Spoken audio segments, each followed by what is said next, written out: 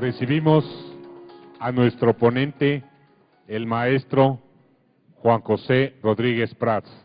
Y para hacer la presentación, queda en uso de la palabra la arquitecta María del Carmen Leiva Báthory, coordinadora general de transparencia del municipio de Puebla. Buenos días a todas y a todos. Maestro, es un gusto y un honor volver a compartir este espacio con usted. Yo sé que tiene un currículum muy amplio y nos tardaríamos mucho hablando de él, solamente vamos a hacer una síntesis. El maestro es articulista del periódico Excelsior en 3 ocasiones, ha sido diputado federal y senador de la República, participa también en la mesa política del noticiero El Mañanero de Canal 4 de Televisión Abierta. Maestro, el micrófono es de usted. Muchas gracias por no haber leído mi currículum, porque me recuerda a un viejo amigo que cuando escuchó todo el repaso de mi vida me dijo: saludo con respeto a mi amigo Rodríguez Prats, que es más brillante su pasado que su futuro. Entonces, agradezco que no haya entrado en detalles. ¿Qué nos sucede cuando tenemos poder? Desarrollamos 3 actitudes. La primera, no nos gusta la verdad. La segunda, el que no nos adula es nuestro enemigo. Y la tercera, estimulamos enormemente la capacidad de autoengaño. La capacidad de autoengaño del hombre con poder es infinita. Podría dar muchos ejemplos y muchas equivocaciones que han dañado enormemente a la humanidad. Porque la decisión del político puede ocasionar un daño enorme. Por eso uno de los grandes líderes del siglo XX, Gorbachov, Mikhail Gorbachov, decía que no es lo mismo tomar una decisión de tipo individual, en donde uno está decidiendo por uno mismo, que tomar una decisión a nombre de una comunidad que exige mucho más responsabilidad. Y curiosamente, hay más racionalidad cuando se toman decisiones individuales que cuando se toman decisiones que implican el destino de los pueblos. Hay un libro de Bárbara Tuchman que precisamente se llama La historia de la insensatez, desde el caballo de Troya a Vietnam. Y efectivamente, ¿cómo iban a pensar los troyanos que era un regalo del enemigo y que era algo que les hacían llegar inocentemente? Ahí también Bárbara Tuchman, por ejemplo, relata cómo Moctezuma le enviaba regalos a Hernán Cortés para que se regresara, y Hernán Cortés evidentemente apresuraba el paso por llegar. Y cuando más próximo estaba, de mejor valía en el regalo, pues evidentemente estimuló la ambición del conquistador para llegar a la gran Tenochtitlán. Entonces, el hombre con poder es peligroso. ¿Y de dónde surge el primer político? Fíjense ustedes que yo tengo una teoría un tanto arriesgada y audaz. Sin duda el primer político fue el que agarró una piedra, un hueso o un palo y dijo: aquí mando yo. Ese tenía vocación política y tenía 2 tipos de pasiones. Una pasión negativa, de yo sentirme superior a toda mi tribu, de yo sentirme con mayores méritos y de mandar y de disponer, pero también una pasión positiva, defender a su pequeño grupo de los enemigos externos, de la gente que los podía agredir, y a su vez aplicar de alguna forma primitiva cierto sentido de justicia. ¿Y cómo se fue procesando esa comunidad? Bueno, pues alguien dijo: si este hombre va a decidir el destino de todos, pues tenemos que asesorarlo. Y se crea un cierto grupo de gente con ciertas características. La gente de más sabiduría, la gente de más respetabilidad, la gente que había acumulado más años y que podía orientar, y ese es el antecedente del Parlamento. Ese es el antecedente del poder legislativo. O sea, no mandas solo, sino que tienes un contrapeso y a su vez te podemos castigar si haces mal uso del poder que te hemos otorgado. El gran principio del poder legislativo, la función más importante, es función de control. Y esto es muy importante recalcarlo, porque estamos hablando de cuando llegamos de diputados o de senadores la gran obsesión de presentar iniciativas. La función legislativa más bien corresponde al Ejecutivo. Las iniciativas deben venir del Ejecutivo, porque tiene los expertos, la experiencia para presentar iniciativas. El 97% de iniciativas en la cuna del Parlamento, que es Inglaterra, vienen del gabinete, no es de los lores y los comunes. Y lo mismo podríamos hablar de Argentina y otros países.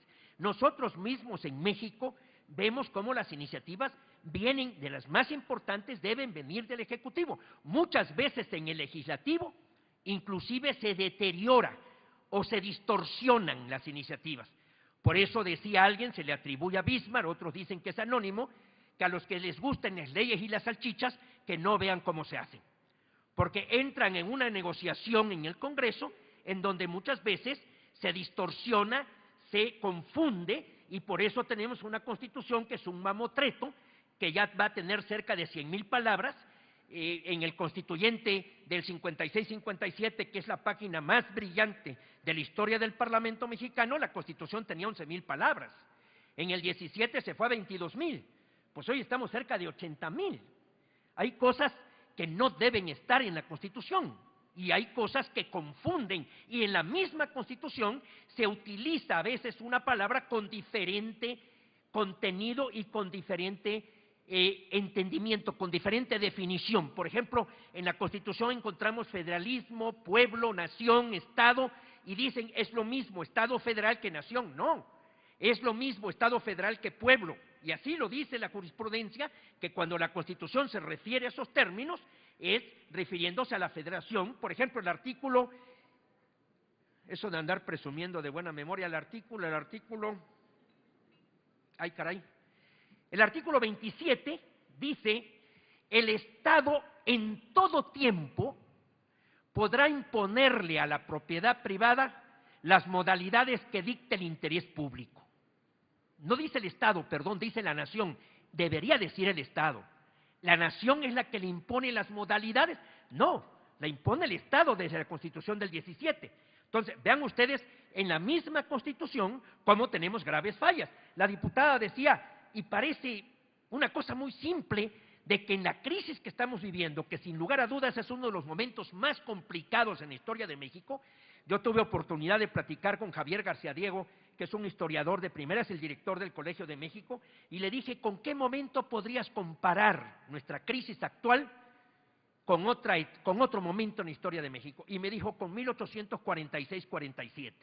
Cuando perdimos la mitad del territorio y nos invadieron los norteamericanos. Le dije, oye, no seas así, esto me parece muy rudo. Le digo, ¿podrías decir cuando se asesinó Obregón? No, porque ahí estaba el liderazgo de Calles. Cuando rompieron Calles y Cárdenas, tampoco, porque estaba el liderazgo de Cárdenas que se estaba sustentando en la institución presidencial. Entonces, en el momento actual, fíjense qué simpleza decir, pero es lo cierto, lo importante es que se cumpla la ley, es que se cumpla la Constitución. Entonces, tenemos, como dijo el clásico, una condición humana, ¿cómo dijo? Moldable, domada. ¿No se acuerdan de esa frase del clásico? Bueno. Entonces, si tenemos una condición humana que tiende a la distorsión, ¿cómo hacer que el hombre se someta a la ley? ¿Cómo hacer que el hombre respete los derechos y las acotaciones que hace a su poder? Con el poder pocos conservamos la humildad, somos una excepción. Entonces se tiene que poner límites, y esta es la función del Parlamento. Esta es la función más importante. Repito, no es hacer leyes. En esto de respetar la Constitución siempre me acuerdo de una anécdota cuando el general Absalón Castellanos, que era candidato a la gobernatura en Chiapas, estaba dando una plática en San Cristóbal con todos los líderes indígenas. Ahí estaban tzetzales, tzotziles, lacandones, choles, mames, tojolabales, y les empezó a hablar de nuestra Constitución, el faro que ilumina el horizonte de la patria, la síntesis de nuestras hazañas históricas. Y después de ver la cara de los líderes indígenas, manda a llamar a maestros, les enseñan, muchos eran monolingües, les enseñan la Constitución, y después de varios meses el general regresó muy orondo y les dijo, ¿qué les parece nuestra Constitución? Y dice el líder Tojolabal, oiga usted, rete bonita, los derechos individuales, las garantías, el juicio de amparo, el municipio libre, el federalismo, el respeto a la dignidad de la persona humana, diseñado en todo lo que es su normatividad, los derechos del trabajador, los derechos agrarios, la división de poderes, la lucha entre partidos. Lo que no encontramos es a qué país se refiere, esa distancia entre norma y realidad. Entonces, eso comenzó en la Grecia, de que el hombre empezó a ser peligroso. El primer código es el Código Hammurabi, 1700 años antes de Cristo, ya habla de la usura, ya habla del exceso del poder, ya habla del abuso. En la Biblia encontramos, la Biblia en sí es un tratado de liderazgo. Si ustedes ven cómo Jesús selecciona a sus 12 apóstoles, si ven, por ejemplo, frases como la de Salomón, y qué bueno que ustedes que son autoridad lo deben interpretar, una frase muy sencilla de Salomón cuando dice, Señor, dame un corazón sensible para entender y atender a mi pueblo. Porque ustedes fundamentalmente tienen el deber de atender, y eso tan sencillo es bien complicado.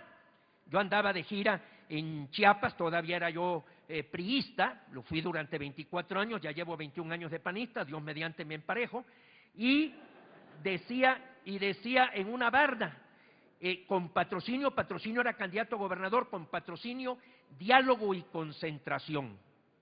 Y yo le dije al que escribió la barda, ¿ya viste la estupidez que pusiste ahí? Es diálogo y concertación. Y me dice, mire usted, lo de concertación no lo entendemos. Me dijo, pero ha usted dialogado con un gobernante, con un funcionario que no está concentrado, pone la pupila fija y quién sabe qué está pensando. Queremos diálogo, pero con concentración, atender al ser humano, que es el núcleo fundamental del humanismo, y esto es el Parlamento. El Parlamento es el poder que significa un umbral entre sociedad y gobierno, entre sociedad y Estado.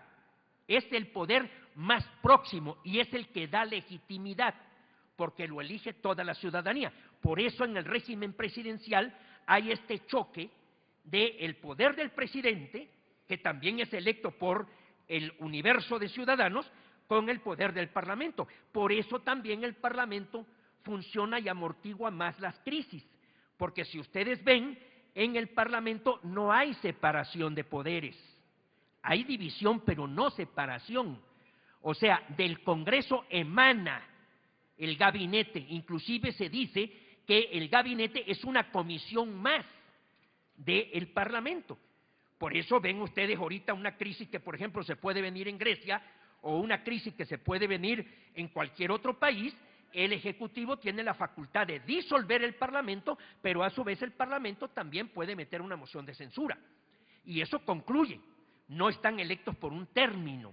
Por eso Juan Linz, uno de los grandes teóricos del Parlamento, habla de que Latinoamérica hizo mal en imitar a Estados Unidos, en irnos a regímenes presidenciales cuando debemos incorporar figuras parlamentarias. Y aquí viene el gran conflicto, que es precisamente lo que quiere decir el título de la plática que hoy estamos aquí tratando de desempeñar. O sea, alianzas para un parlamento abierto. Esto es la lucha entre democracia representativa y democracia directa. ¿Cuál es la diferencia? La democracia representativa, de hecho, es rescatada y se le concede a Juan Jacobo Rousseau, que es un pensador muy confuso porque a veces cae en contradicciones, pero Juan Jacobo Rousseau creó una idea que dice Kant es el equivalente a la ley de la gravedad en las ciencias, porque Juan Jacobo Rousseau dijo que existía la voluntad general, o sea, la posibilidad del representante, la soberanía popular. O sea, que una asamblea puede tomar decisiones a nombre de toda una comunidad y a eso se le llama voluntad general. Entonces, Juan Jacobo Rousseau en sí, junto con John Locke, que decía el hombre con poder es peligroso, que es el que crea propiamente la división de poderes. Al final del siglo XVII ya había caído la cabeza de Carlos I, ya había entrado Oliver Cromwell, ya había habido la lucha entre el Parlamento y el rey, y entonces John Locke recoge todo esto, escribe el ensayo civil, que es prácticamente el acta de nacimiento del pensamiento liberal. O sea, hay que proteger al ciudadano del mayor peligro, el poder desbordado del Estado. Y para eso es el Parlamento. Entonces, el representante tiene que llevar la voz de los representados. Aquí viene una enorme discusión si el representante, para tomar una decisión, tiene que ir con sus representados y preguntarles. Los grandes legisladores han dado su respuesta. Abraham Lincoln dice: yo tengo que apelar a mi conciencia y tengo que decidir con mi conciencia y después explicaré a la comunidad por qué tomé esas decisiones.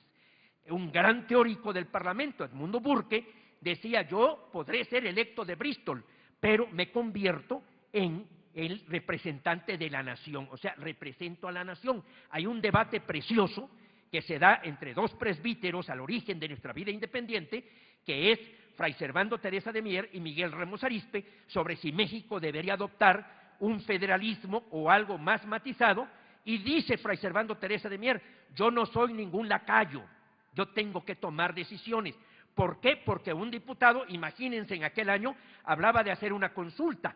México tenía 6 millones de habitantes, 4 millones de kilómetros cuadrados de territorio, sin medios de comunicación, la consulta era imposible. Y él dijo: no, yo aquí vengo a tomar decisiones. Una cosa es la representación en el derecho privado, yo te doy este poder para que me divorcies o para que me cobres esta renta, y otra cosa es la representación del derecho público. Ustedes son representantes y tienen que tomar decisiones, y forman parte, si son regidores, de un órgano colegiado, porque el cabildo es un órgano colegiado y también es propiamente el parlamento de un municipio. Entonces, si el presidente, si el titular del Ejecutivo es el antecedente de que aquí mando yo, el Parlamento es la posibilidad de racionalizar. Por eso un gran jurista, fundador del PAN, Manuel Herrera Lazo, decía: el Congreso es la caja de resonancia de los problemas nacionales. Caja de resonancia de los problemas nacionales. Por eso, más que la función de hacer leyes, por ejemplo, es la agenda política. O sea, que el Congreso sea la conciencia que le esté señalando, y es muy difícil integrar el Parlamento representativo y que sea eficaz. ¿Por qué? Porque el presidente es uno, el Poder Judicial son peritos en derecho, pero en el Congreso pueden entrar representantes. Aquí se ha dicho mucho si se le ponen requisitos. No se pueden poner requisitos porque es un mosaico que representa a la nación. Entonces vinieron las formas de la democracia directa, que es una imitación de la vieja Grecia. La vieja Grecia nos sigue enseñando muchísimas cuestiones. El discurso, por ejemplo, que Tucídides pone en boca de Pericles cuando termina la guerra del Peloponeso. Los grandes juristas que siguen siendo impecables en sus reflexiones. Solón en Atenas, Licurgo en Esparta, que hablan, Solón habla de lo que debe ser el derecho. Dice: si en el derecho, cuando a alguien se le viola una norma, un derecho, no genera en la comunidad, fíjense qué frase, 600 años antes de Cristo, no genera en la comunidad un cierto sentimiento de que eso se castigue, ahí no puede haber normas jurídicas. O sea, tiene que haber acuerdo en lo fundamental, y ahí es en donde ustedes tienen que hacer un esfuerzo, tanto en lo que es el Parlamento, que es la reunión de adversarios para que emanen acuerdos, como en el cabildo en ciertos principios fundamentales. Los principios sirven en política, Aristóteles los define en forma muy sencilla: los principios son los que motivan la acción. Entonces, es una forma muy sencilla. Entonces, ¿qué principios deben ustedes, como panistas, llegar tanto al cabildo como al Congreso para decir: conforme a estos principios debemos conducirnos? Yo les diría que en todos los congresos del mundo debería de haber una frase muy sencilla que no hemos logrado asimilar en México, que la dice San Agustín 400 años después de Cristo. Y dice: en lo necesario unidad, en la duda libertad, en todo claridad. Fíjense qué sabiduría de 3 principios. en lo necesario unidad. ¿Qué es lo necesario? Combatir la corrupción, fortalecer la democracia, mejorar la ciudadanía, estrechar la comunicación entre ciudadanos y gobernantes. Que esa es el Parlamento, eso es el Parlamento abierto. O sea, tenemos un gravísimo problema de que en el debate no estamos orientando a la sociedad. Tenemos un problema los políticos para comunicarnos con la gente. Yo no sé si ustedes anduvieron en campaña y con toda certeza deben haber dicho discursos. ¿Qué rostros veían en la gente? ¿Qué veían? ¿Veían emotividad? ¿Veían entusiasmo? No, veían malestar, hay desaliento. Entonces, ¿cómo podemos recuperar esa posibilidad de comunicación? Sin la palabra no puede haber política. La palabra es lo único eterno, decía Winston Churchill. La palabra es por donde arranca todo, la palabra es el verbo es lo primero, lo dice la Biblia. Entonces, si no nos podemos comunicar con la palabra, no puede haber credibilidad. Y sin credibilidad no hay confianza, y la confianza es todo. Entonces, ¿cómo recuperar esa comunicación, ese puente del cabildo a la comunidad o del Congreso a la comunidad? Desde luego, podemos meter muchas figuras de democracia directa. Puede entrar el plebiscito, la iniciativa popular, la reversión del mandato. Hay muchísimas cuestiones que podemos incorporar, pero no le hemos sacado suficiente jugo al derecho parlamentario que ya tenemos. Pero por otra parte hay que revisar en el PAN y hay que revisar en el funcionario público. ¿Eso qué es? Menos mal, me faltan ¿qué? 40 minutos. 49 minutos me faltan. Yo pensé que ya había yo hablado 49 minutos. Es que los tabasqueños, ¿ustedes saben quién gana en una discusión entre tabasqueños? En una discusión entre tabasqueños el que respira pierde. Bueno, entonces, ¿cómo elaborar ese puente tan necesario? Vía el Parlamento, decía Octavio Paz, democracia, saber discutir. Sabemos discutir, estamos discutiendo lo que el pueblo de México exige y requiere, estamos transmitiendo una esperanza. Vean ustedes cifras tan alarmantes como las que se acaban de dar a conocer el día de ayer, que salió el estudio que hizo Gerardo Esquivel sobre que el 1% de mexicanos percibe el 21% del ingreso nacional y el 10% percibe el 64%. Se comparan con cifras del Porfiriato, que ayer cumplió 100 años, y fíjense ustedes, durante el Porfiriato, en los 40 años del Porfiriato, México creció en su ingreso per cápita 153%. 153%. Estados Unidos creció en el mismo periodo 103%. Es el único periodo en el que México ha crecido más en su ingreso per cápita y estamos hablando de hace 100 años. No nos vamos a poner a discutir de las fallas o de la personalidad de don Porfirio. Si yo tuviera confianza con ustedes, yo les recitaría unos versos que no son tan... Pero no tengo confianza, no se los puedo recitar. ¿Ah, sí? No, pues entonces ya con la autorización de ustedes, fíjense ustedes decían, Oaxaca nos dio 2 caudillos, Juárez y Porfirio Díaz. Coahuila 2 caudillejos, Madero y Venustiano Carranza. Sonora 2 pillos, Álvaro Obregón y Plutarco Elías Calles. Y Michoacán 2 pendejos. Porque era Pascual Ortiz Rubio y Lázaro Cárdenas. Pero don Lázaro, cuando rompe con Calles, se convierte en un estadista. Esta frase se hizo antes de que rompiera. ¿En qué me quedé? ¿En qué estaba yo? Me desviaron. ¿En qué estaba yo? No, los principios sirven. Entonces, ustedes tienen que diseñar una serie de principios en los que haya un consenso fundamental. Esto muchos dicen coto cerrado. Estos muchos dicen, eso inclusive en el mismo PAN, cuando llegó al gobierno Vicente Fox, debió haber hecho este ejercicio. ¿En qué tenemos que ser inflexibles? Ustedes, yo les sugiero que lean un librito que se llama Cartilla Moral, que lo escribió Alfonso Reyes en 1944, que con otras palabras dice lo mismo de San Agustín. Tenemos que precisar en ciertos principios que son rigurosos, que somos inflexibles, otros principios que son discutibles y algo que debemos hacer a un lado, que es totalmente trivial. Pues muchas veces lo trivial y lo que deberíamos hacer a un lado tal parece que es la agenda nacional. Entonces, estamos en un momento grave de confusión, de descomposición. Y aquí yo no tengo la receta.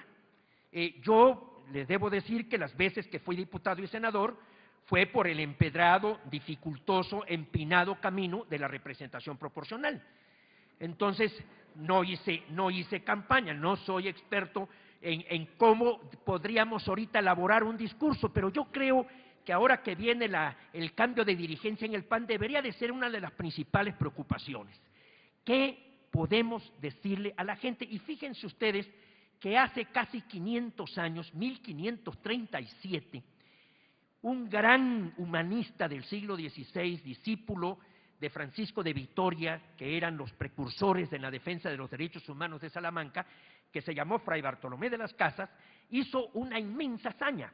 Fray Bartolomé de las Casas se metía a las comunidades indígenas a predicar, y él le dice a sus sacerdotes cómo deberían de hacer sus homilías, cómo deberían de hacer sus sermones, y dice: les voy a dar 5 características, 5 cuestiones fundamentales que me parece que tienen una gran aplicación en lo que puede ser el discurso actual, dicho hace 500 años.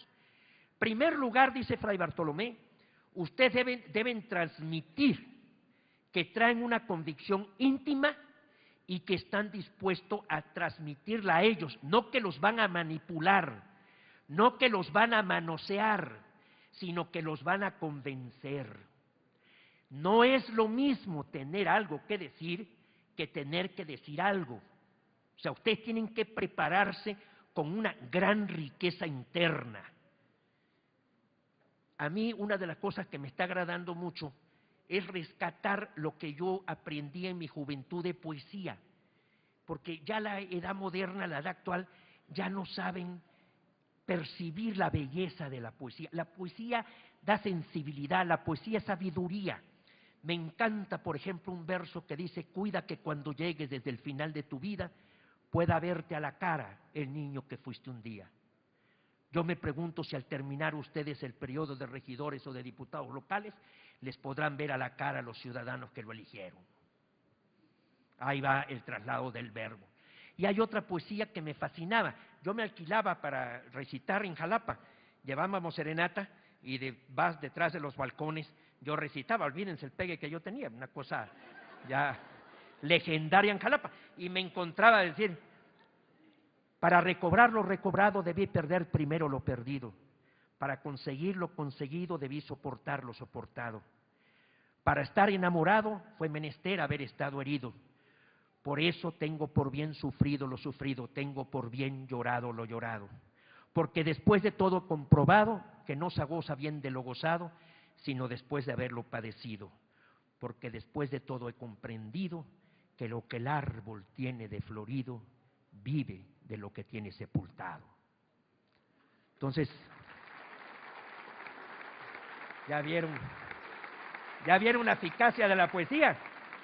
¿Ya vieron la eficacia de la poesía? ¿Cómo pega luego? Se siente, bueno, pues precisamente ustedes no pueden transmitir si no traen algo en lo interno. Por eso esa frase final: lo que el árbol tiene de florido vive de lo que tiene sepultado. Ustedes tienen que ir con convicción, con fuerza interna, con pasión, pero pasión de la buena, pasión de servicio, de entrega. La política tiene algo de entrega. Entonces, eso lo tienen que hacer para reencontrar esa vinculación que tiene que unir en el Parlamento abierto, en esa alianza con la ciudadanía. Me quedé en Fray Bartolomé con su primer principio, autenticidad. Segundo principio, dice Fray Bartolomé: ustedes tienen que convencer que no van por sus riquezas, que van para establecer un vínculo humanista, no por sus riquezas. Tercer principio, debe ser un discurso pedagógico, un discurso histórico, un discurso que enseñe, un discurso que tenga una dosis de amor a la humanidad. En esto lo dice San Pablo: quien pronuncia un sermón y no lleva el germen de la caridad y del amor es una campana vacía que repiquetea, pero no escucha a nadie. Entonces, ahí está la cuestión de cierta vinculación humanista. Cuarta, tiene que ser un lenguaje sencillo, accesible, un lenguaje que la gente entienda. Muchas veces nos levantamos, pero también sucede con frecuencia que caemos en el otro extremo. Subestimamos a la gente en su capacidad de entendimiento. Entonces, les hablamos con lenguajes muy trillados, con pura frase hecha, con pura lugar común, y resulta que eso también está subestimando. Emerson veía que en sus conferencias siempre había una señora que lo iba a escuchar, hasta que un momento se acercó y le dice: señora, yo veo que usted asista a todas mis conferencias. Sí, porque usted nos habla como si fuéramos adultos, como si fuéramos gente racionales, inteligente. Ahí hay que encontrar el punto intermedio, porque no se trata de levantarse, pero tampoco se trata de que simplemente no se transmita nada. Y quinto, las palabras deben estar respaldadas por conductas y actitudes. Entonces, esto no es novedad. Si ustedes ven, Demóstenes, por ejemplo, en una de las Filípicas dice una frase que a mí me parece que es un retrato de por qué el PAN hizo lo que hizo. Dijo Demóstenes: si hubiéramos hecho lo que debimos haber hecho y estuviéramos como estamos, entonces habría una gran decepción porque no tenemos nada que hacer. Pero como no hicimos todo lo que debimos haber hecho en el momento en que estuvimos, tenemos esperanza. Y yo creo que la forma más simple de definir lo que el PAN hizo en el poder es una frase que me costó la diputación: adiós palomita blanca, porque la dije ahí con Broso, porque le dije de forma muy sencilla. Es muy sencillo: pudiendo haber hecho tanto, nos atrevimos a tan poco. Porque una de las cosas que dijo aquí la diputada de cuestión de corrupción, nos distinguimos en el poder, fuimos diferentes en el poder, no lo fuimos. Y ahí era el trabajo de programar y de hacer y de sujetarse a los principios. Los principios, dicen Castillo Peraza, están al inicio, pero también están al final. O sea, no se agotan en su ejercicio, son permanentes siempre. Son como la estrella polar. Nadie ha aterrizado en la estrella polar, porque no se puede vivir al 100% conforme a los principios, y mucho menos en la política. En la política tenemos que tomar decisiones todos los días. Alonso Lujambio decía que hay 3 tipos de líderes: los líderes que duermen a pierna suelta porque no tienen principios, los líderes que teniendo principios no los aplican, se encierran en su torre de marfil, y los líderes que al final del día dicen cómo actué y cómo me apego más a los principios y no concilian el sueño. De estos últimos líderes son los que requiere México, y esos son ustedes. Entonces, tienen que fijar principios. Miren ustedes, de la cultura griega, por ejemplo, que Manuel Gómez Morín fue un estudioso profundo de la cultura griega, Hipócrates dice: hay 5 principios. 1, la vida es breve, llénala de energía, llénala de coraje. Ustedes dicen: tengo 3 años de regidor o tengo 3 años de diputado local. No, el tiempo se va. José Ángel Conchello dice que la primera vez que él fue diputado con trabajo y se enteró dónde estaban los baños. Entonces, y el trabajo parlamentario es muy profesional, y el trabajo de regidor es un trabajo parlamentario, es muy profesional, hay que prepararse. Por eso, la vida es breve. Segundo, la ocasión es fugaz. Esto es clásico de la política. Lo que no hagan se va, se desvanece. Por eso los romanos pintaban la diosa oportunidad con mucho pelo adelante, con unas alitas en los codos y en los tacones, porque pasa feroz, pero calva detrás. Aprovechen toda la oportunidad. ¿Qué sucede en los municipios? Que muchas veces se imprime la honradez, pero no se simplifican los trámites. Y dicen que hay una cosa peor que un gobierno sobrereglamentado, burocratizado, centralizado y deshonesto. ¿Saben ustedes qué es peor que eso? Un gobierno sobrereglamentado, centralizado, burocratizado y honesto, porque ahí no camina nada. Entonces, al mismo tiempo que se imprime la honradez, tienen que simplificar trámites. Entonces, tercer principio de Hipócrates: todo intento es riesgo. Lo que intenten es riesgo, y más en política. Y muchas veces hay que tomar decisiones impopulares. Entonces, ustedes están en un permanente riesgo. Cuarto principio: el juicio es difícil. O sea, sean cuidadosos para el juicio, sean cuidadosos para poder juzgar, porque esto es difícil. Y Y ya me falló por andar, como dijo Adán, ya se me cayó una hojita. Bueno, el quinto principio, la ocasión es fugaz, el juicio es difícil. Bueno, ahí me acuerdo y se los paso al rato. Pero ya a mi edad, 69 años, ya no crean ustedes que me entra la ira, se me olvidan cosas, se me van nombres, salvo en los sexuales, donde ando sobrado, siempre. Entonces, ¿cómo se hace un buen orador? ¿Cómo logran ustedes poder establecer esa comunicación? ¿Cómo lograr que ustedes tengan ese bagaje de transmisión, además de estos principios de los que hablé de Hipócrates y estos principios de los que hablé de Fray Bartolomé?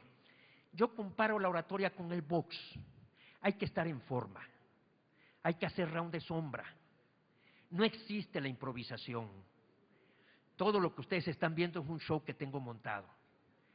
Ya me escuchó en una ocasión, ya debe decir, ese rollo ya lo escuché, porque pues sí, me repito muchas veces, y hay ideas que hay que machacar siempre, pero hay que estar en forma. Y si ustedes se dan cuenta, en la medida en que van avanzando en el box, van desarrollando habilidades, porque es una cuestión de oficio, de práctica, de ejercicio, y ustedes tienen que darle el golpe contundente, que en el debate es fundamental.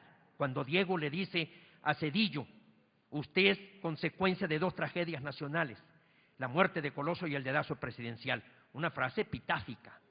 O cuando Vicente Fox le dice a La Bastida, lo que es a mí, lo grosero se me puede quitar, pero lo que es a ustedes, lo tramposo y lo mañoso no se les quita nunca. Entonces hay que meditar, hay que estar. Yo tenía un inmenso pánico cuando regresé como diputado panista y sabía que me iban a gritar los priistas, sabía que iba yo a enfrentarme. Yo renuncié al PAN porque no me hicieron senador. Soy el único expriista que reconoce que renuncia por la no postulación de un cargo. Todos los que hemos renunciado al PRI por la no postulación de un cargo, desde Cuauhtémoc Cárdenas, Manuel Camacho, Ricardo Monreal, etcétera, etcétera, etcétera. Entonces yo lo reconocí y renuncio al PRI y entonces me incorporo al PAN. Y cuando regreso, yo sabía que venía el grito, ¿verdad? Tránsfuga, advenedizo, traidor. Y yo decía, ¿qué contesto? ¿Qué contesto? Ahí estaba yo buscando el golpe contundente, ¿verdad? Y efectivamente, como se dio, empiezo a hablar y comienzan los gritos de lo que llaman allá el Bronx, y se me ocurre decir, nada hay de malo de haber sido priista. Lo grave, lo perverso, lo verdaderamente dañino para México es continuar siéndolo. Perdón el comercial. Perdón el comercial. Bueno, entonces estar en forma. No se distraigan, porque la oratoria es concentración. Esto y esto deben estar conectados. Por lo regular, uno tiene en la mente dos ideas, y ahí es en donde se cometen los lapsus lingüe, como el que estaba presentando la quinceañera y le dijo, en esta fecha gloriosa en que dejas de ser señorita, y acabó con los 15 años.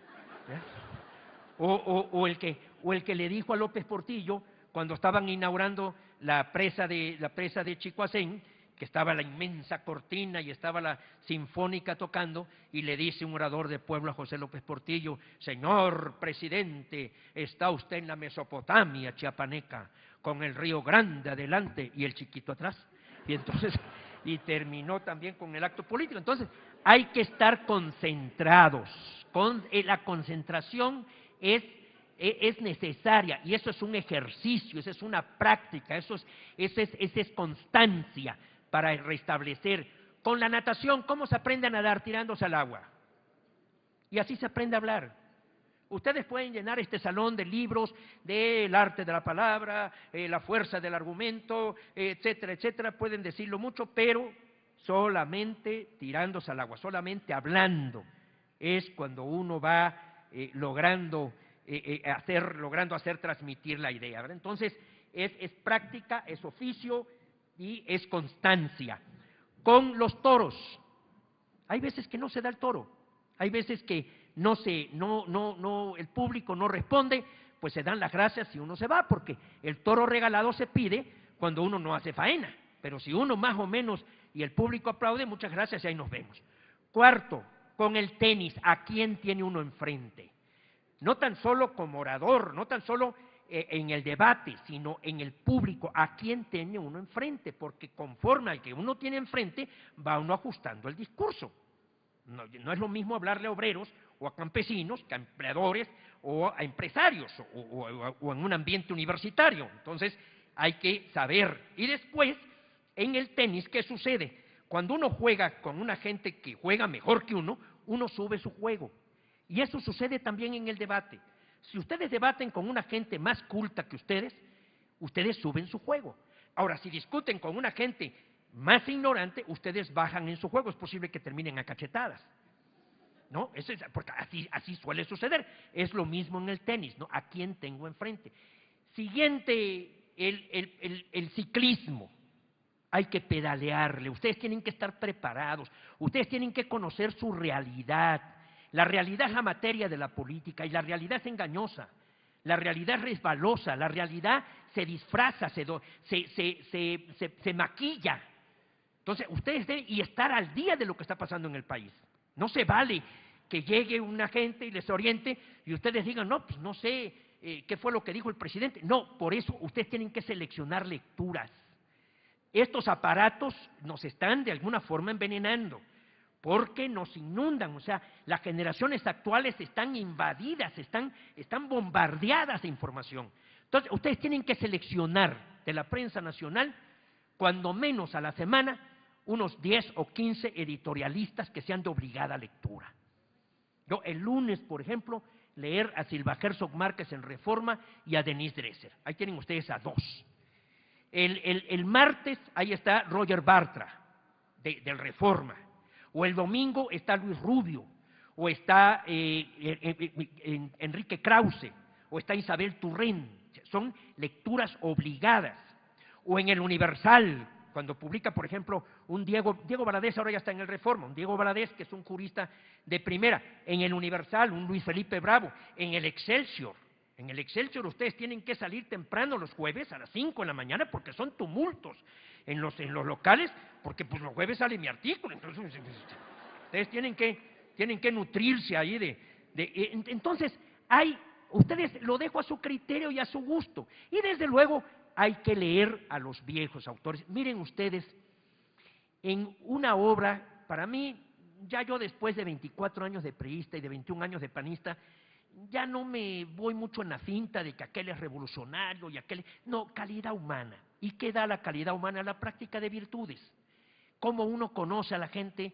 Miren, la calidad humana de Gómez Morín, la calidad humana de Efraín González Luna, si ustedes leen esa correspondencia, dijo, estamos ante dos seres extraordinarios. Desafortunadamente, esa calidad humana que tuvieron los pioneros, que se fueron a postular, había como 30 panistas en la década de los 40, predicando ideas en todo el país, Manuel Herrey Lazo, Luis Calderón Vega, Efraín González Luna, Roberto Cosío, Manuel Ulloa, David Alarcón Zaragoza, Manuel Herrera y Lazo, Miguel Estrada Iturbide, José María Gurrió Urgel, les podría yo mencionar a muchísimos. Entonces, esos textos hay que releerlos. La memoria no es un cúmulo de recuerdos inertes, sino que de alguna manera nos llaman al compromiso y a responder a esa generación. ¿Sirven esas ideas? Yo creo que sí.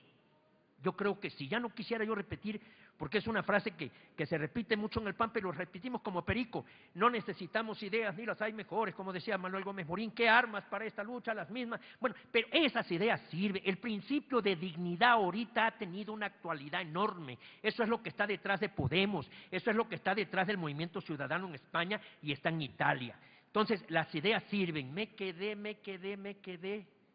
en pedalear, el ciclismo. Pedalear. Entonces, hay ciertas obras que uno tiene que leer, por ejemplo, La Ronda de las Generaciones de Luis González y González, qué fue lo que cada generación hizo para entender el compromiso de la nuestra, o por ejemplo, La Región Más Transparente de Carlos Fuentes, o Caudillos Culturales de la Revolución Mexicana de Enrique Krause, o el 1915 de Gómez Morín, que ustedes han leído varias veces, ¿no es así? Sí, ustedes digan que sí, sonrían. Sí, porque si no han leído el 1915 de Gómez Morín, bueno, pues algo está mal aquí, ¿verdad? Él le pone 1915, lo escribe en 1926, pero es en el momento en que surge su generación, es un llamado a su generación. Y miren ustedes la coincidencia que en ese mismo año muere Porfirio Díaz, que era orden y progreso, el positivismo, con Antonio Caso, Vasconcelos, Gómez Morín, es el humanismo de nuevo, es la esperanza de regeneración moral. Entonces, hay que leer, siempre hay que leer, es platicar con un hombre que algo nos va a transmitir en ese libro.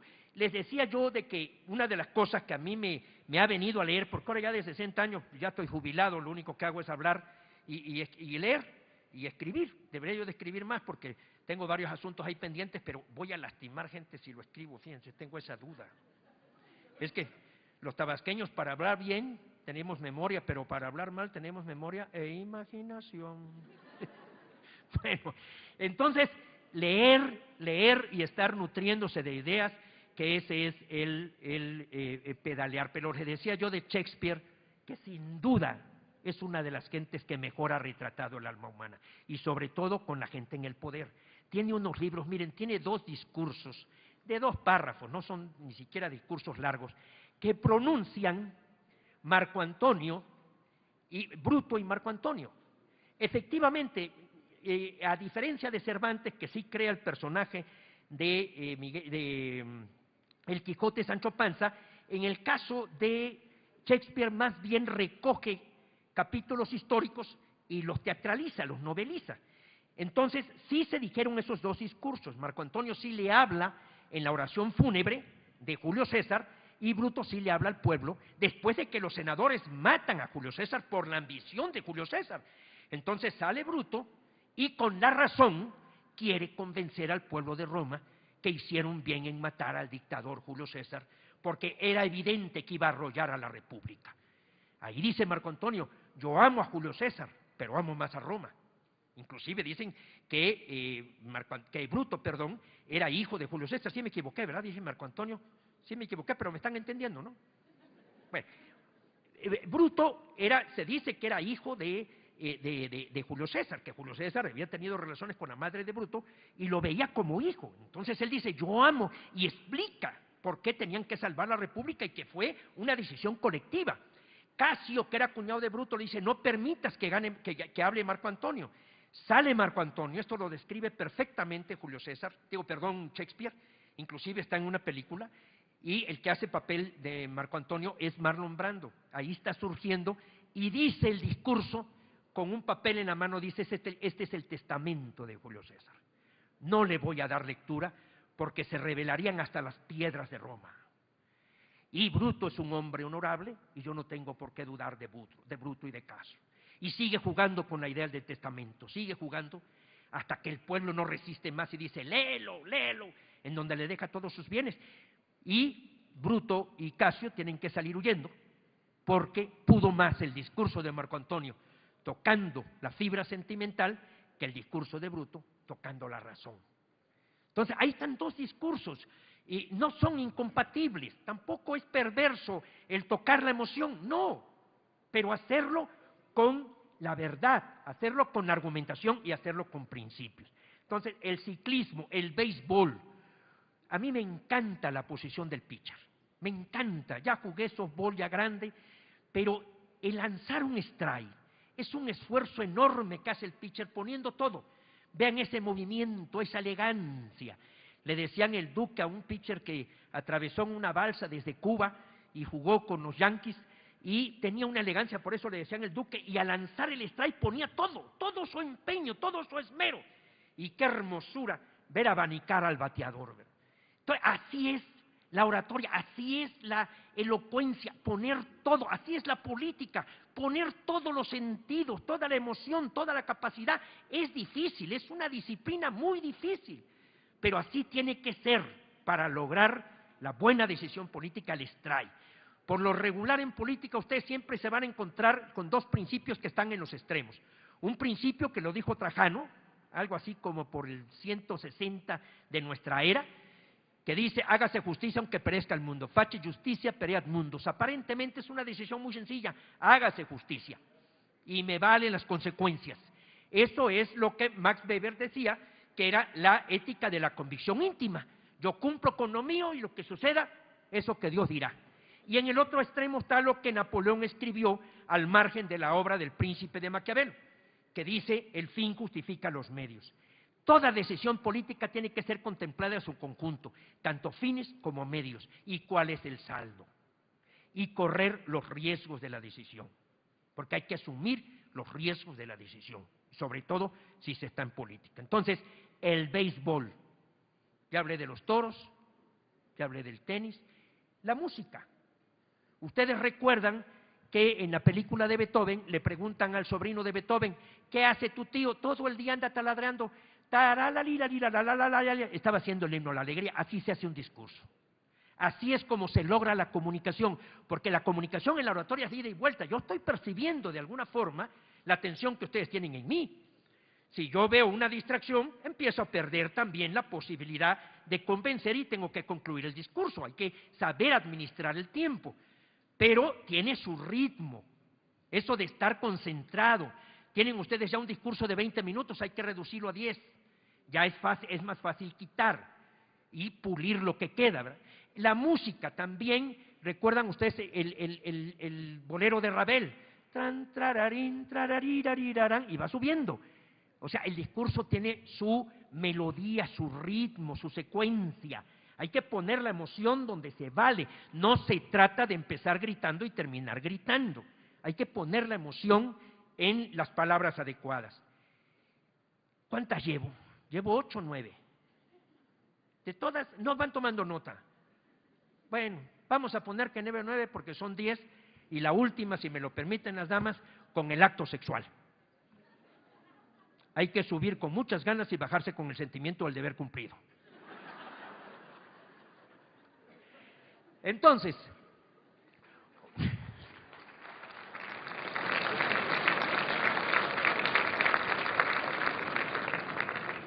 miren ustedes, ya ven ustedes la buena puntilla, la buena broma, la ironía, la poesía. Es la única forma en que he logrado que me aplaudan. Aquí se aplauden. Bueno, déjenme ver así un repaso a ver qué me falta. Ortega y Gasset decía que el Parlamento es la pieza más compleja de una institución política. Yo diría que ustedes pueden partir de una pregunta: dime qué parlamento tienes y te diré qué democracia eres. Dime qué cabildo tienes y te diré qué clase de administración municipal estás llevando a cabo. Hay un memorándum que Manuel Gómez Morín escribe en 1922 que dice que el cabildo mexicano puede sacar más jugo que inclusive la figura del Soviet en la Unión Soviética. Ustedes deben propiciar, porque esa es parte de la política de transparencia, deben propiciar que el cabildo sesione en diferentes parques, sesione en los kioscos, sesione en las colonias, a cielo abierto.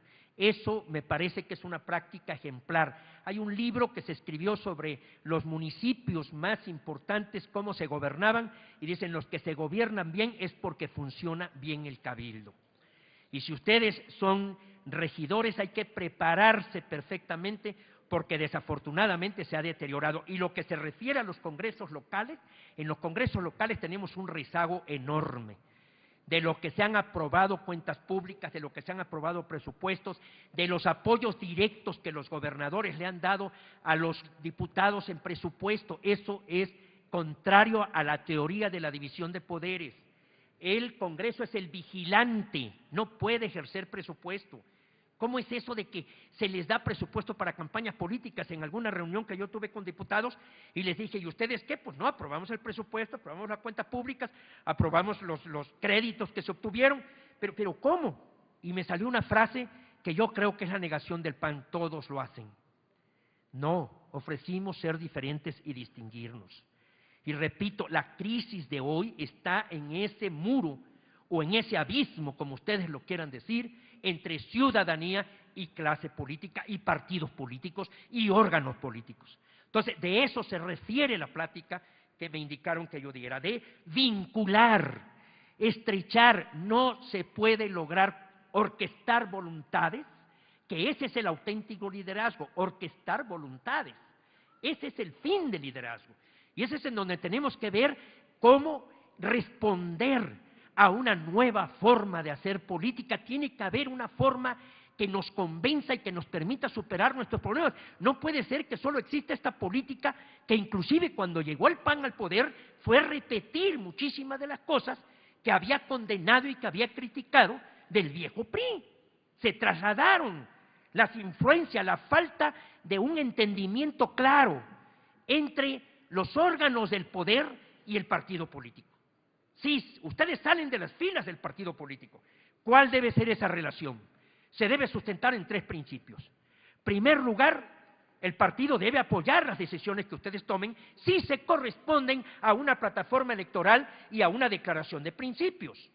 Segundo, el gobernante debe respetar el no meterse a la vida interna del partido para dirigir o poner candidatos o poner dirigentes. Esa es una frase, esa es una idea fundamental que desafortunadamente no se ha respetado. No se ha vencido la tentación del gobernante de querer dejar sucesor, de designar candidatos y de designar dirigentes. Y tercero, debemos tener la capacidad de deslindarnos cuando el gobernante desvíe su conducta. Eso es también fundamental, desviarse de la conducta y decir, hasta aquí llegamos, se vale. De hecho, hay excepciones, porque, por ejemplo, en Guadalajara se deslindaron del ayuntamiento que se habían fijado una asignación muy fuerte. Pero eso tenemos que hacerlo.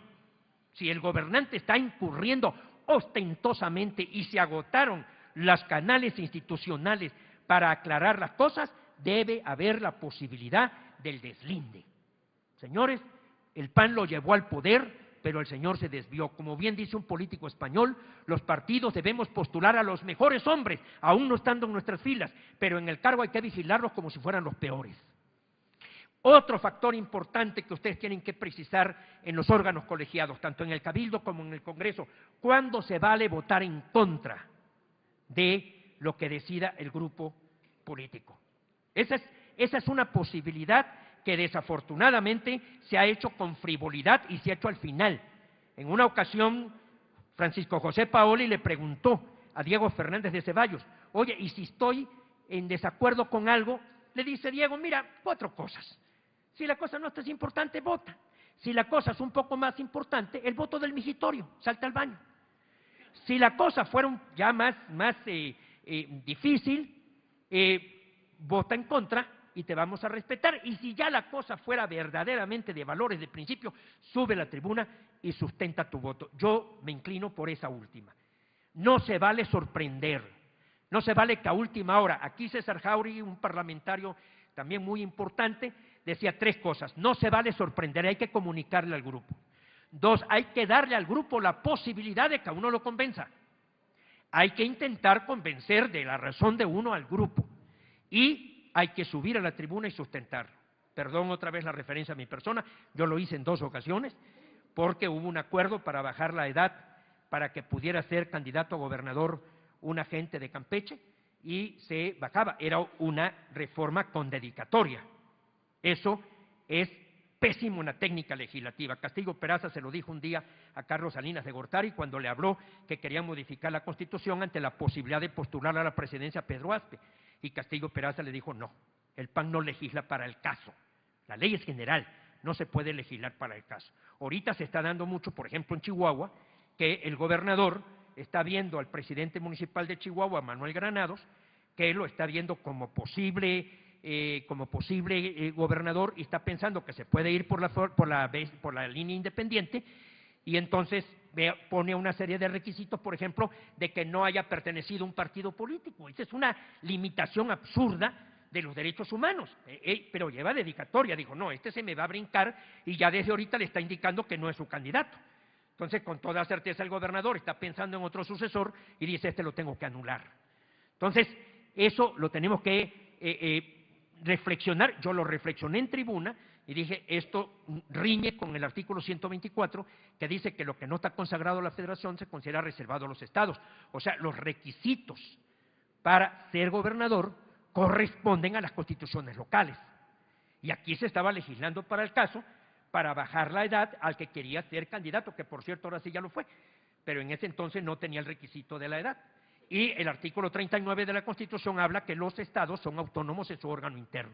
Entonces subí a la tribuna, pocos me siguieron en el voto, ya había una cierta negociación, pero nadie me puede reclamar que yo sorprendí o que hubo gato encerrado o que me llegaron al precio. Entonces, comunicarlo, dar la oportunidad al grupo de convencerlo y que tu voto no defina la elección. Porque en el caso de Paoli, precisamente se inclinó por el voto de Migitorio, se fue y resulta que perdimos por un voto. Estaba el grupo hecho una fiera. Si hubiera bajado Paoli, yo creo que hubiera recibido hasta agresiones. Paoli dijo, lo hice por esto y esto por convicción. Sí, pero no lo comunicó y no permitió el debate interno. Y eso se está dando mucho en los congresos y se está dando mucho en los cabildos. Entonces, no se vale sorprender, hay que comunicar.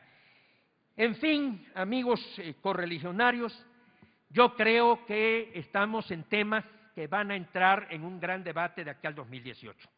De las 12 famosas reformas estructurales, hay muchas que yo diría que no tan solo no funcionaron, sino fracasaron. Por ejemplo, la reforma electoral. Se gastaron 21,000 millones de pesos hacer la elección y se gastaron cerca de 64,000 millones en lo que fue la publicidad a través de los medios. Decidió, o sea, se compara y estamos al 55% más cara esta elección que la del 2009. No lo merece eso el pueblo de México. Hay muchísimas cosas en materia electoral que desafortunadamente prevaleció el criterio partidista a la preeminencia del interés nacional. En Chile, cuando vino la transición, dijeron nos vamos a orientar por 4 principios. Primero, enfrente no tienes un enemigo al que haya que exterminar, tienes un adversario con el que tienes que entenderte.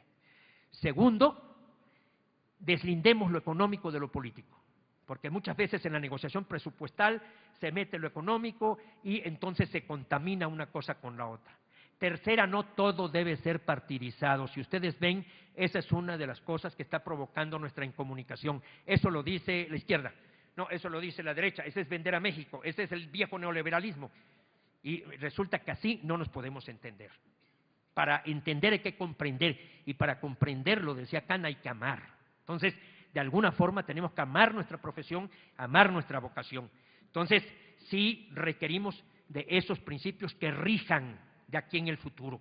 La reforma educativa, no podríamos hablar de fracaso, pero sí podríamos hablar de que está dando tumbos sin ton ni son. La reforma laboral, mientras no se le meta mano a las juntas de conciliación, arbitraje, que son unas verdaderas cloacas, y lo digo con toda seriedad, va a ser difícil que pueda operar. La reforma de competitividad económica, la reforma en comunicaciones, yo creo que comunicaciones y la reforma energética pudieran funcionar porque no recaen en el Estado, sino que más bien el Estado lo que tiene que hacer es liberar para que la iniciativa privada entre y sea la que haga la reforma. Entonces es más probable que funcione. La reforma fiscal, desde mi punto de vista, tuvo efectos terribles que ahora no saben cómo corregir. Entonces yo creo que todos estos temas nos deben llevar a que el PAN, a que la ANAC, a que este organismo recorra de nuevo el camino de la reflexión, recorra de nuevo a que se hagan estos ejercicios. Yo felicito a la ANAC, creo que esa ha sido una organización que ha funcionado y que nos permite vernos a nosotros mismos. O sea, tenemos que vernos y saber si nos podemos reconocer conforme nuestra identidad. La identidad no es algo acabado y único, sino es algo que va evolucionando. No sé si tengo el tiempo para terminar y después unos 10 minutos de pregunta o eso que queda para las preguntas. No, es para terminar. ¿Es para terminar? Entonces todavía tengo algunos rollos más. Bueno, entonces, si es un organismo en el que debe prevalecer la razón y la verdad, porque ese es el Parlamento y el Cabildo, tenemos que enaltecer el debate y tenemos que prepararnos para el debate. Y eso, repito, es un ejercicio cotidiano y restablecer la comunicación con la ciudadanía. Yo no creo que sea sano para México, lo discutí con mucha gente, el que estemos hablando de que yo soy ciudadano y no soy político. Eso ya está hablando de un deterioro de la política. La política está degradada en México. Yo tuve esta discusión con Isabel Wallace, trabajaba yo todavía en la Fundación Preciado Hernández, y fue para que explicáramos un poco lo que debe ser el discurso panista. Y cuando yo le dije que me pareció un error decir yo no soy política ni pertenezco a ningún partido, al paso del tiempo, cuando terminó la campaña, que ella dijo que el PAN lo había traicionado, la había traicionado, yo le dije, pero es que usted nunca se sintió panista y usted no la eligió el PAN. Fue una designación. Y eso fue lo que provocó, digo, que la hayan dejado sola. Entonces, no podemos negar que somos políticos. Ahí ya hay una contradicción. Yo no soy político, yo soy ciudadano. Decía Castillo Peraza, ya me imagino a la señora sociedad civil, ¿verdad? Eso de sociedad civil, eso de que candidato ciudadano, que los que estamos en los partidos no somos ciudadanos. O sea, tenemos ahí un conflicto de valores. Y una de las cosas que en el PAN se dijo desde el principio es el principio de dignidad, de subsidiariedad, de solidaridad, el principio de la búsqueda del bien común, pero de hacer política con ética, hacer política y asumirse como políticos. Entonces, yo es una de las cosas que les soy franco, ustedes me entra un conflicto personal, porque yo traté mucho a los priistas. El priista no puede vivir fuera de la política, el priista vive por, para y de la política. Si ustedes le ofrecen un cargo a un priista, lo arrebata, le dice, yo no te he dicho de qué se trata, yo le entro. No te preocupes, yo veo y cómo le hago. Pero se lo ofreces a un panista, déjame pensar, lo voy a ver, voy a reflexionarlo, lo voy a consultar con la señora, voy a ver cómo está la empresa, lo digo con todo respeto, yo también lo hago, voy a la iglesia a echar una rezadita a ver si veo alguna señal. Digo, no podemos ver hacer la política, el priista es un político de riego, el panista es político de temporal. ¿Qué falta están haciendo ahorita en el PAN muchísimos políticos que dijeron, esto está sucio, a mí ya no me gustó? Entonces, los malos ganan cuando los buenos deciden no hacer nada. Yo a veces describo la crisis del PAN como la vieja copa española, vinieron los sarracenos y nos murieron a palos. Dios está con los malos cuando son más que los buenos. Entonces, tenemos que asumir como profesión, no apenarse. Yo cuando llego a un hotel, cuando voy, ¿qué profesión tiene usted? Político. Se me voltea a ver, hijo, político, ¿por qué no? ¿Por qué voy a negar mi profesión? No sé hacer otra cosa. Si esto es malo, pues lo lamento mucho. No sé hacer otra cosa, solamente sé grillar. Ya. Entonces, tengamos ese rescate de la dignidad de la profesión. Profesión en el mejor sentido de la palabra. Ser profesional es buscar ser el mejor. Ese es un profesional del violín, sí, está queriendo tocar el violín con perfección. Ese es un profesional de la medicina, sí, se está entregando con todo. Por eso yo siento que hay varios líderes en el siglo XX que dieron un giro. Terminaron los 500 años del maquiavelismo. Gorbachov, por ejemplo, con su decisión de enfrentarse a un cambio que iba a desmoronar a la Unión, porque tenía 4 mentiras: Unión de Repúblicas Socialistas Soviéticas, ni era unión, ni eran repúblicas, ni eran socialistas, ni eran soviéticas. Entonces, ven ustedes una serie de personajes, de liderazgos. Václav Havel decía, por muy importante que sea el funcionario o por muy pequeño, por muy importante y trascendente que sea la decisión o por muy insignificante, toda decisión puede ser calificada en el mediano, en el largo plazo por sus consecuencias como buena o mala. Y Lech Walesa dice, no se necesita ser cristiano, pero sí tiene que haber un sentimiento de entrega, de pasión, de que ustedes al final puedan entregar el cargo y sentirse tranquilos. Termino con unos versos ahora de Mario Benedetti que dice, en resumen, no somos los que somos, caemos en hipocresía, esto lo agrego yo, no somos los que somos, ni menos los que fuimos. Qué añoranza del PAN de aquellos años. Tenemos un desorden en el alma, pero vale la pena sostenerla con las manos, los ojos, la memoria. Muchas gracias.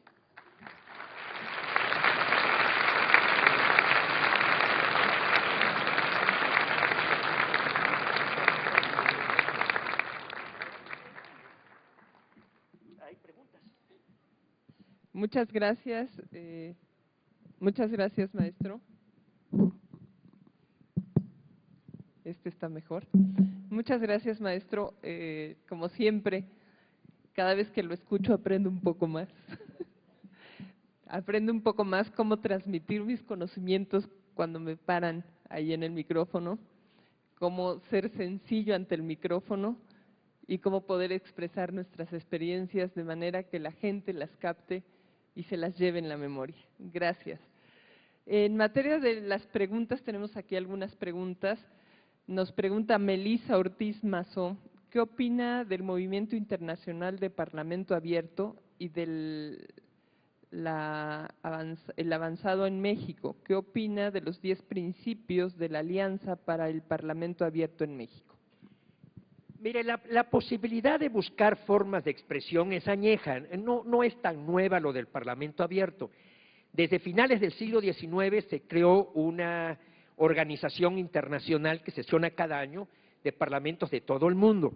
Qué bueno que haya este movimiento. La democracia tiene que mejorar al ciudadano. Dime qué clase de ciudadano tienes y dime qué clase de democracia eres. O sea, qué mejor que se busque discutir en todos los foros, pero no caminemos tan aprisa. Yo siento que ahorita la tarea fundamental es fortalecer la democracia representativa. Después caminemos a estos 10 principios, los conozco, y tratar de formar organismos no gubernamentales. Están funcionando así mucho, sobre todo en Estados Unidos. En México todavía vamos muy rezagados, pero repito, no confundamos una cosa con otra porque vamos a deteriorar aún más al Poder Legislativo. La legislatura próxima va a ser una legislatura muy mala. Desafortunadamente los partidos postularon agentes más en premio. Les soy franco, miren cómo reformas aparentemente democráticas pueden resultar contrarias. Lo de la equidad de género. Qué mejor que la participación de la mujer, nadie puede estar contrario a eso, pero eso le está dando prioridad, ver al Congreso como algo que hay que distribuir y no como algo que hay que mejorar. No le estoy restando capacidad ni a mujeres ni a hombres, pero tiene que haber una responsabilidad del perfil y tenemos que perfeccionar el Congreso local. Los congresos también se rigen por principios, además de la función de control, la función legislativa, la función de integración, también está el principio de centralidad, o sea, el Congreso tiene que atraer la atención de la ciudadanía de lo que ahí se está discutiendo. Entonces, no nos bifurquemos, porque podemos estorbar una cosa con otra. Yo estoy de acuerdo en que se busquen nuevos escenarios, pero que no empiece una competencia y empiece a desacreditar los órganos institucionales, porque eso no va a ayudar a nuestra democracia. Gracias. Luego, Abigail Ávila nos dice, dentro del Parlamento Abierto, ¿cuál cree que es el reto o el papel de los representantes electos independientes? Repito, el problema, miren, yo de los 15 años que fui legislador, el problema del legislador en México es que no entiende la función más importante del Parlamento y por lo regular no focaliza cuál debe ser la tarea, porque el cargo de representante, el valor se lo da uno mismo. Como diputado, como senador, uno puede cobrar sin hacer nada y no hay problema. Se puede también hacer turismo legislativo, darle la vuelta al mundo y no hay problema. Se tiene una serie de apoyos importantísimos. Yo sostuve en un libro, se los recomiendo, lo publicó el Instituto de Investigaciones Jurídicas, que se llama El Desencuentro y Parálisis en el Congreso Mexicano. Si no lo promuevo yo, pues ¿quién lo va a promover? Pero ahí sostengo que se puede desaparecer el Senado y quedarnos con una sola Cámara. Eso ha sucedido en muchos países y mejoró, y una de las etapas más brillantes del Parlamento mexicano es cuando había una sola Cámara en el periodo de Juárez. Se quedó del 57 al 74 una sola Cámara de Diputados. Lo de senador, claro que si vuelvo a ser senador, ya no repito esto, ¿verdad? Pero el senador es senador, y se oye precioso. Cuando me decían senador, era hasta difícil, se me hacía seguir continuando humilde. Y no que diputado no, pero senador, oye, pues se siente hermosísimo. Pero podría funcionar una sola Cámara. Ahí tienen una reforma mucho más tangible que hablar de parlamentos abiertos, que les soy franco, lo veo no tan inmediato. Ojalá me equivoque, ojalá se conforme, ojalá camine, ojalá todos los políticos hagamos una alianza, como dice el título de la conferencia, pero lo veo como un tránsito más remoto. Yo preferiría que focalizáramos nuestra preocupación en mejorar los órganos institucionales, sin menoscabo de que podamos hacer centros de educación y centros de discusión que siempre son necesarios. Y esta, por el tiempo, sería la última pregunta. Nos pregunta el maestro Víctor Santibáñez, ¿qué diferencia encuentra entre el gobierno de Porfirio Díaz y Peña Nieto?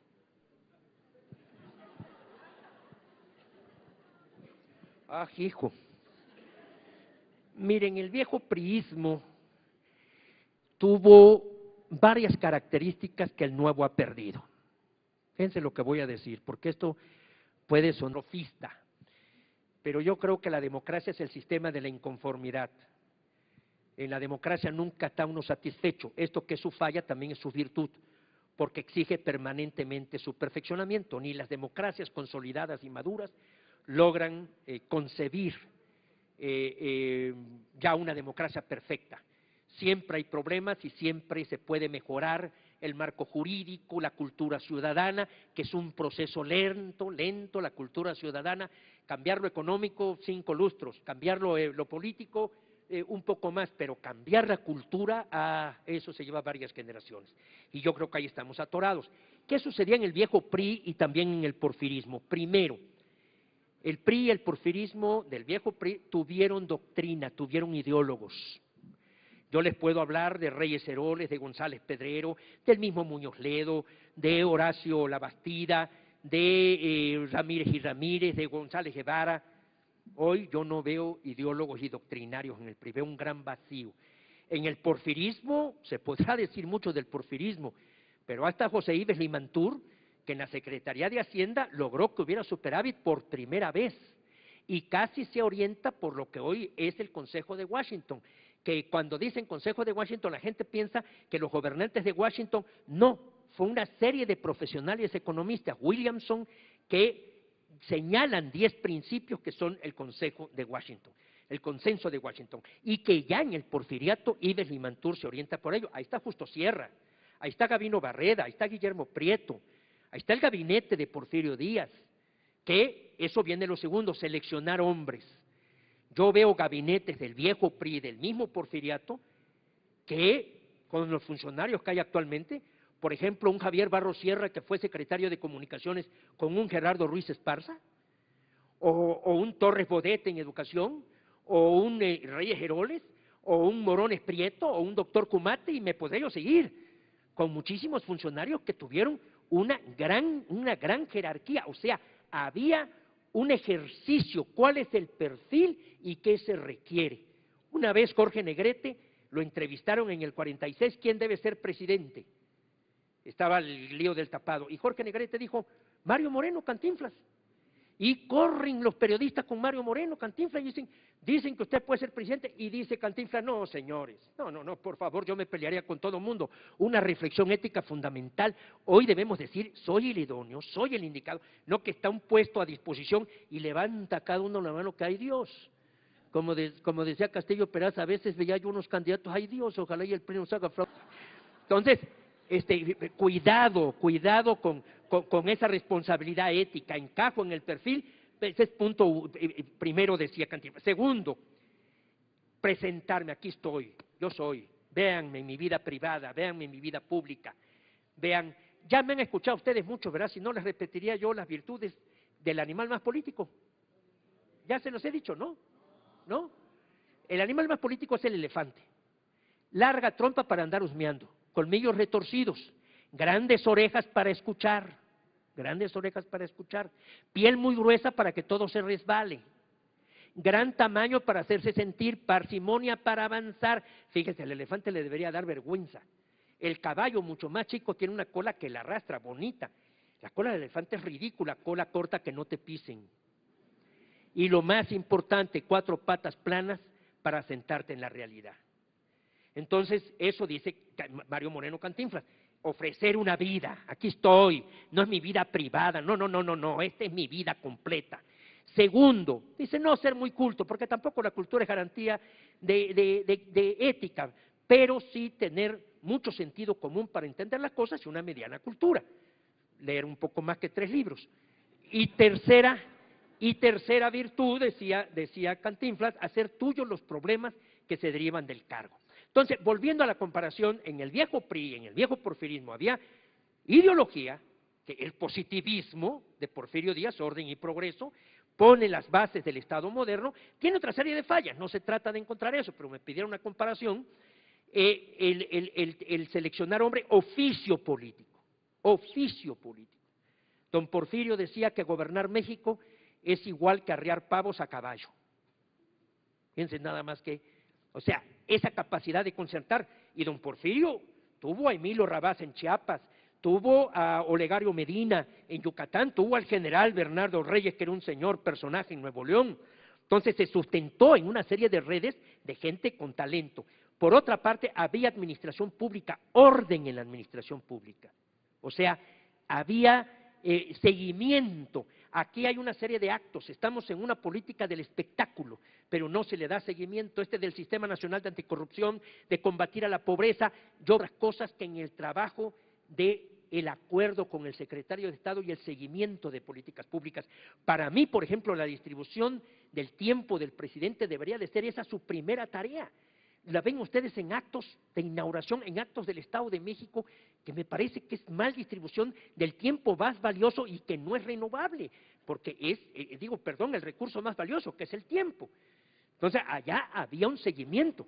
Podemos ver en Porfirio Díaz la creación de ferrocarriles, la creación, y decía yo, del ingreso per cápita que se alcanzó con Porfirio Díaz. Desde luego están los libros de John Kenneth Turner y mucho, Molina Enríquez, de lo que fue también la explotación y la miseria. ¿Se podía haber concebido una política social en tiempos de don Porfirio Díaz? ¿Se está concibiendo actualmente una política social o estamos en el asistencialismo?